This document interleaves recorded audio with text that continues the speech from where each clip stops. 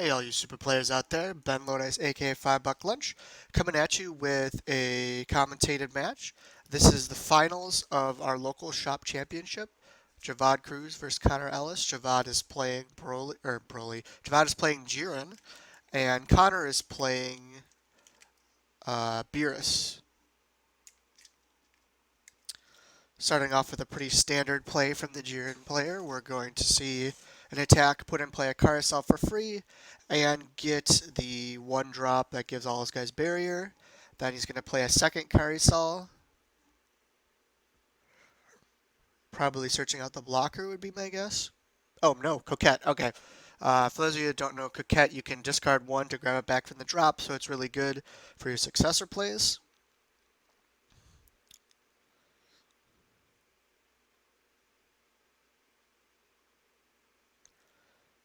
And the Beerus leader effect, just so you know he's about to use it, you can discard a card in order to draw two cards. Has to be a red or a yellow card.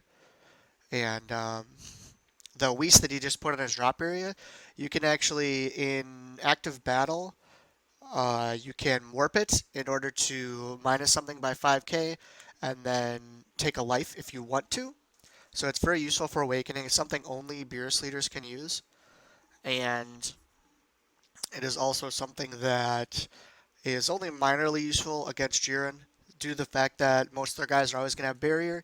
So you're not going to be able to kill a guy very often, but you will be able to control when you awaken. So it looks like on the attack, Javad's going to arrive in the 6-drop Broly to tap a mana and draw a card. He's probably looking to make a big successor play with that next turn, would be my guess. He also comboed away one of the Draw Ape Gokus, so that later in the game, if he wants to, he can use 2 energy to draw 2 cards.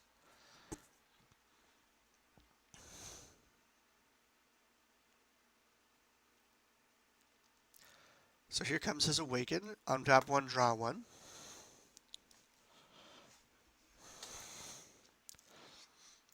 If I had to guess, he's going to use that energy to successor something in, or he's possibly... Okay, yeah. So he's probably leaving it up for a counterplay opportunity, since most of the counterplays have 2 energy.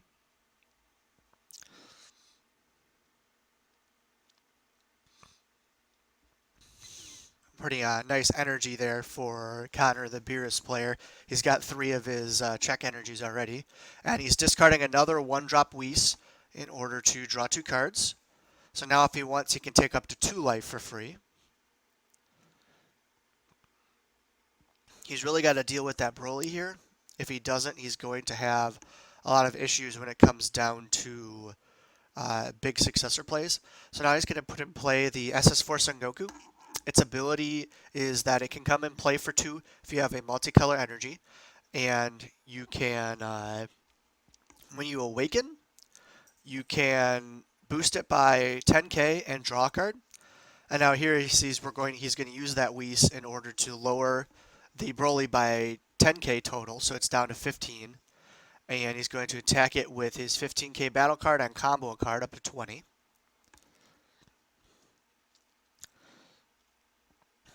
So just so everyone knows, those Whis don't go underneath his leader. He's just weird and likes to put his warp underneath his leader for some reason. I don't know. So Javad's going to super combo over that, and we're going to see an Awaken here. Now, since that SS4 Goku comes down, gets to increase by 1k, when you awaken, you can sack it for the Heartfelt Plea Goku. And Javad's going to counterplay it with a Champa, which, yeah, obviously very good, and that's why he awakened last turn to get those 2 energy open. Looks like an attack from Beerus, and remember that Beerus does not draw on his awakened side. Instead, he has the ability where he can pay 1 red and 1 yellow to KO any battle card. So my guess here is he's going to use that to KO the Broly. Javad used his leader ability, it looks like, so that he can't take damage for the rest of the turn. So long as he has Universe 11 on the field, I should say.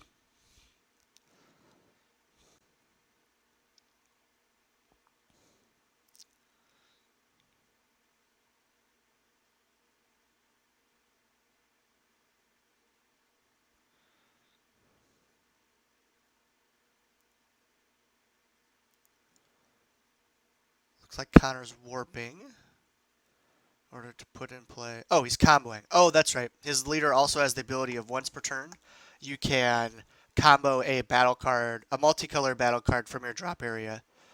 And since it's a red-yellow, he can put in the Beerus without having to actually combo things from his hand, and that's going to get rid of the Broly. And there's that ability I was talking about earlier for the Jiren, so he can't take damage for the rest of the turn, so there's no reason to swing with the Beerus. However, he did get rid of the big cost card on the Broly player, the Jiren player's board, so he cannot use that to successor any longer. Looks like he has 8 total, which does not reach any of the big numbers, and it would be kind of, he can't really make a 6 either, which is kind of a problem. I guess he can, but it would require getting rid of barrier.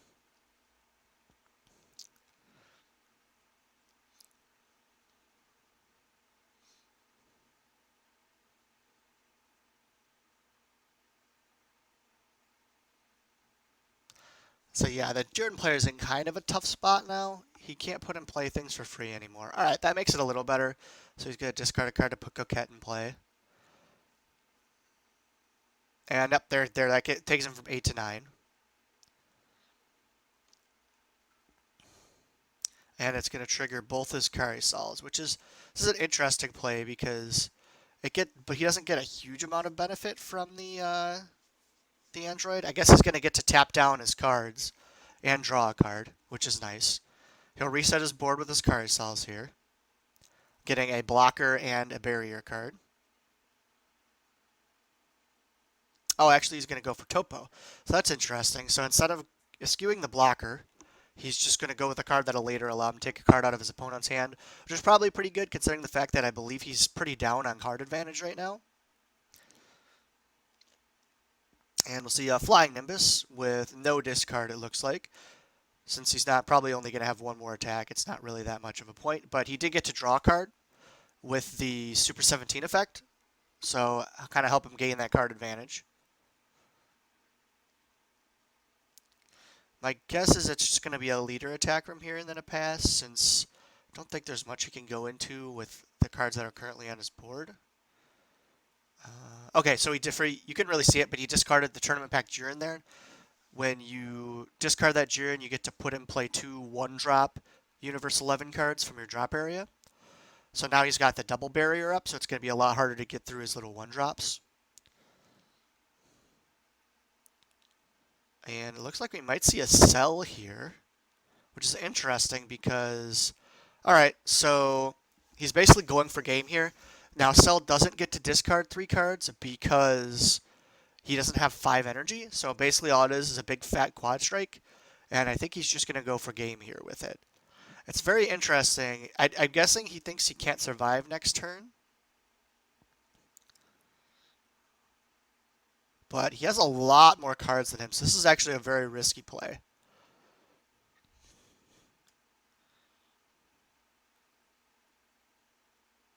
Going to be very interesting to see if he can out-combo this 40k and how much Shavad's going to put in it. So there's the Universe 11 effect, which you can also use on your turn. A lot of times people don't realize that, and it'll still protect you for the next turn. So it says until the start of your next turn, you can't take any damage. So that's an interesting way to play this. So basically he's saying, hey, I'm going to take a bunch of cards out of your hand, try and even the card advantage, put another ape to the drop, and if you can't do anything about this, then you can't kill me next turn, and I'm just going to be able to swing with it again. The downside to that is I believe Beerus Leader can just kill it, so it's not like he's going to swing with it next turn as well, but he could just play another play next turn. Oh, maybe not. Maybe he is literally just going all out for this, because now he's no longer protected by his leader ability. And I think he may have forgotten the fact that the leader is just going to be 25k, which will help him a lot here. And with all these cards, I'm pretty sure he's going to be able to get over this. Oh, wow, and that's essentially a 20k super combo too, because it increases his by 10 and it lowers his opponent's by 10.